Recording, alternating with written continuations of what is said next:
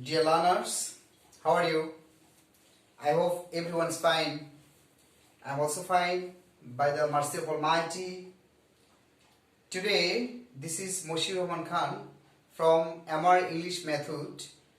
Today, I have come in front of you with a nice topic. Do you know, dear student, what is the topic? The topic is that paragraph. Do you know, a paragraph is compulsory topic from class 5 up to honors. So, we have to know how to write an ideal paragraph. This is very important to know. আমরা আসলে paragraph বলতে বুঝি কোন একটা topic বা কোন বিষয়ের উপর নির্দিষ্ট বিষয়ের উপর এক গাদা information, but this is not ideal paragraph, this is not good paragraph. So, to write good paragraph, we have to follow some classic design of a paragraph, some classic manners of a paragraphs. We have to know. তো আজকে আমি এখানে উপস্থাপন করেছি. Dear viewers, just look at the whiteboard. You can see that view points. অর্থাৎ একটা paragraph লিখতে আমাদের বেশ কিছু ভিউ পয়েন্টের উপর লক্ষ্য রাখতে হয়. এই ভিউ পয়েন্টের উপর লক্ষ্য রেখে যদি আমরা প্যারাগ্রাফ লিখি তাহলে we must get good marks. There is no doubt about it. But if you don't know the viewpoints, how can you get good marks? So dear viewers, I would like to draw your attention to the class seriously. If you really are attentive to the class, you can write a good paragraph. So dear viewers, just look at the top of the whiteboard. এখানে আমি লিখেছি presentation. তো presentation লেখার উদ্দেশ্য হচ্ছে একটা ভালো প্যারাগ্রাফের আমরা একটা ভালো প্যারাগ্রাফ, একটা মোটামুটি প্যারাগ্রাফ আর একটা পোর paragraph, how can we differentiate among a good paragraph, a medium paragraph, a poor paragraph? We can differentiate by the presentation. আমরা একই ইনফরমেশন অনেক সুন্দর করে অর্নামেন্টেড করে প্রেজেন্ট করতে পারি, আবার সেম ইনফরমেশন পোর স্টাইলেও প্রেজেন্ট করতে পারি. So it's very important to write with good presentation to get a good marks. So dear viewers, আমি আজকে লিখেছি how to be an ideal paragraph. কিভাবে একটা আদর্শ প্যারাগ্রাফ হবে এরপরে আমি কথা বলবো. তো ডিয়ার ভিউয়ার্স, আমি এখানে ভিউ পয়েন্টস লিখেছি. একটা প্যারাগ্রাফের কিছু ভিউ পয়েন্টস থাকে, এগুলো জানা খুবই জরুরি. Just look at the white board. View points এর নিচে একটা অ্যারো চিহ্ন আছে. অ্যারো চিহ্নতে আমি কয়েকটা ব্রাঞ্চ, কয়েকটা শাখা এখানে তৈরি করেছি. ফার্স্টে ডেসক্রিপশন দেখতে পাচ্ছ, দেন ফার্স্ট হচ্ছে ডেফিনেশন, দেন ডেসক্রিপশন, দেন হচ্ছে কজ, দেন ইফেক্ট. তাহলে একটা প্যারাগ্রাফের ফার্স্টে আমরা দেখতে পাচ্ছি ডেফিনেশন লিখতে হয়, এর ডেসক্রিপশন লিখতে হয়, এরপর কজ লিখতে হয়, এরপর ইফেক্ট লিখতে হয়. তারপর dear viewers, just look at the board seriously. আমি ডেসক্রিপশনের নিচে আবার একটা ব্রাঞ্চ তৈরি করেছি, টাইম, সিচুয়েশন, এক্সাম্পল. তাহলে আমরা দেখতে পাচ্ছি যে একটা প্যারাগ্রাফের ভিউ পয়েন্টস হচ্ছে এগুলো ফান্ডামেন্টাল. এগুলো হচ্ছে fundamental view points of a paragraph. Definition, description, cause, effect. এই ডেসক্রিপশনের মধ্যে আবার থাকবে টাইম, সিচুয়েশন, এক্সাম্পল. এটা it will depend on the type of the paragraph, কোন টাইপের প্যারাগ্রাফ আমরা লিখতে যাচ্ছি. তো এইগুলো যদি if you follow this kind of criteria, this if you follow this fundamental view points, I hope you will get good marks in a paragraph. আমি suppose একটা প্যারাগ্রাফ লিখলাম traffic jam. It's a very common traffic jam. Traffic jam. এই প্যারাগ্রাফটা most common and important also. এটা সাধারণত 6 থেকে intermediate পর্যন্ত একই paragraph দেখি, ট্রাফিক জ্যাম. তাহলে আমি এই প্যারাগ্রাফটা লিখতে যদি এই ভিউ পয়েন্টস গুলো ফলো করে এই প্যারাগ্রাফটা লিখি তাহলে it will be good paragraph. But আমি যদি এই ভিউ পয়েন্টস গুলো ফলো করে না লিখে আমি যদি কোনো সিকোয়েন্স মেইনটেইন না করে মানে হঠাৎ করে এই ট্রাফিক জ্যাম সম্বন্ধে ইনফরমেশন দিতে শুরু করি, it will be not good paragraph. So we have to know at first the format of the paragraph. যে ফার্স্টে আমি ডেফিনেশন দিব, হোয়াট ইজ ট্রাফিক জ্যাম. আমি প্রশ্ন করি হোয়াট ইজ ট্রাফিক জ্যাম, তাহলে আমি উত্তর লিখলাম যে traffic jam means blockade of vehicles on street and roads. আমি আবারও বলছি, আমি এভাবে লিখতে পারি, traffic jam means the blockade of vehicles on the street and roads. এটা রোড স্ট্রিটের মধ্যে যানবাহনের একটা স্থবিরতা। আবার অনেকে লিখতে পারে a traffic jam is a long line of vehicles that cannot move or can move slowly হবে। তো এই ফার্স্ট ডেফিনিশন লিখতে হবে। আমি শুরুতেই যদি বলি যে traffic jam is one of the serious problem in our country, এটা হচ্ছে অ্যাকচুয়ালি টু দ্য পয়েন্টে ভালো প্যারাগ্রাফ হচ্ছে না। তো সুতরাং এর ডেফিনিশন দিতে হবে। দেন আমি ডিসক্রিপশনে লিখবো যে ট্রাফিক জ্যামটা কখন সাধারণত বেশি হয়, কোথায় বেশি হয়, সিচুয়েশন মানে এর অবস্থা মানে সিচুয়েশনটা কি, এবং দু একটা এক্সাম্পল শো করতে পারি।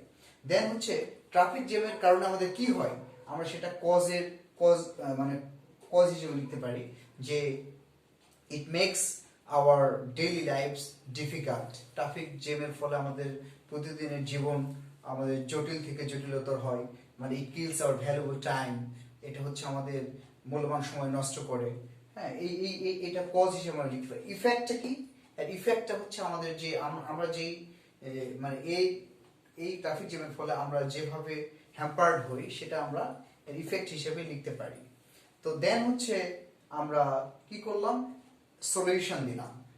লাস্টের সলিউশন আমরা লিখতে পারি the government should be measured and important step to control the traffic jam, and traffic police should be posted in proper place, and the drivers should maintain the traffic rules strictly.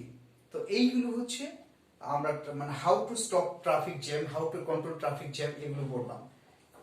এরপরে traffic মানে তাহলে আমি ending এ এগুলো আমরা লিখতে পারি। Starting এ শুরু করলাম ট্রাফিক জ্যামটা কি, দেন ডিসক্রিপশন দিলাম, দেন এর কারণ ব্যাখ্যা করলাম, দেন প্রভাব ব্যাখ্যা করলাম, দেন সলিউশন দিলাম। It will B a good paragraph.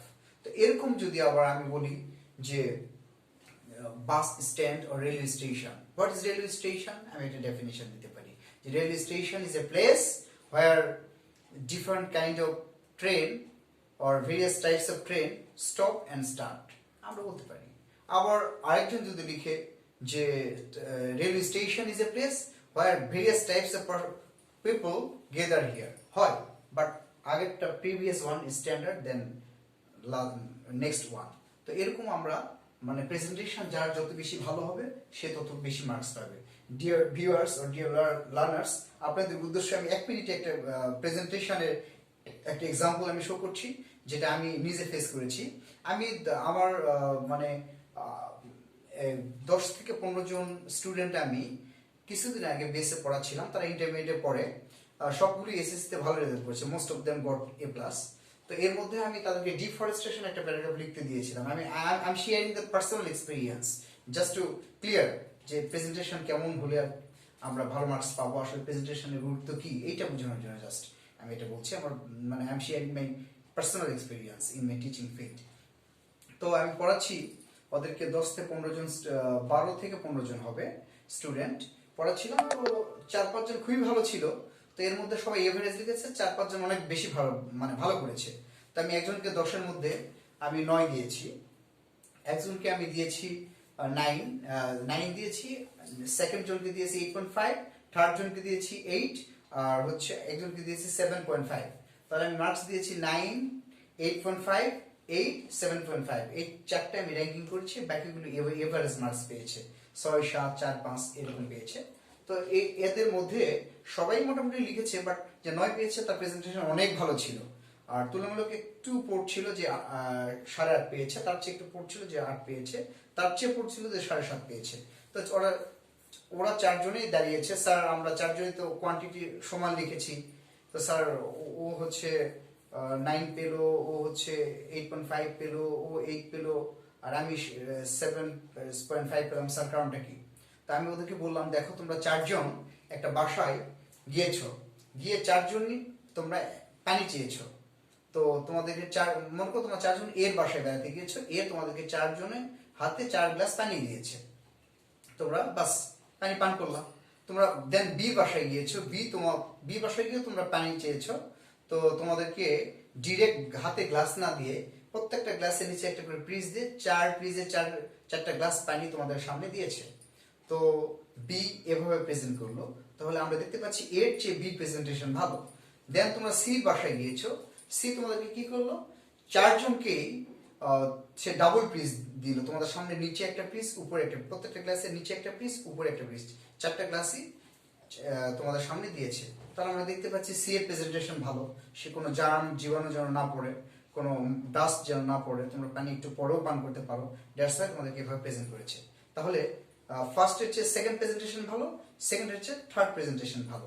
দেন তোমরা ডির বাসায় গিয়েছো, সেখানে গিয়ে দেখো একটা পানি চেয়েছো, সেখানে একটা ট্রে দিয়েছে, ট্রেতে চারটা পিস, 4 গ্লাস পানি, উপরে চারটা পিস দিয়ে 4 গ্লাস পানি ঢাকিয়ে দেওয়া আছে, প্লাস চারটা গ্লাসের নিচে একটা টিস্যু দেওয়া আছে ফ্রিজের নিচে, যাতে তোমরা পানি খেয়ে মুখটা মুছতে পারো। তাহলে দেখো A presentation, B presentation, C presentation, and D presentation. There is a gulf of difference among their presentation, but the main purpose is to take a glass of water. But presentation is different. এই জন্য ঠিক একইভাবে প্যারাগ্রাফও we can write with ornament. We can write with ornament by applying to the point, by applying the image of to the point or theme. That's why, dear learners, I would like to draw your attention just these viewpoints. Just if you have any scope, just take down, write down these viewpoints. A viewpoints গুলো হচ্ছে definition, description, cause, effect. Description এর মধ্যে প্যারাগ্রাফের types অনুসারে time হতে থাকতে পারে, situation উল্লেখ থাকতে পারে, এক্সাম্পল উল্লেখ থাকতে পারে। If you follow this type of format, this type of viewpoint, I strongly hope you will get good marks. তো আজকে আমার উদ্দেশ্য ছিল, যেহেতু এটা একটা কম্পালসারি আইটেম, ক্লাস 5 থেকে অনার্স পর্যন্ত, তো প্যারাগ্রাফের সামান্যতম তোমরা সম্ভবত ধারণা পেয়েছো। তো আজকে এ পর্যন্তই, সবাইকে ধন্যবাদ, সবাই তোমরা ভালো থাকো, তোমাদের সুস্বাস্থ্য কামনা করছি। আজকে এ পর্যন্তই, আসসালামু আলাইকুম, থ্যাংক ইউ ভেরি মাচ।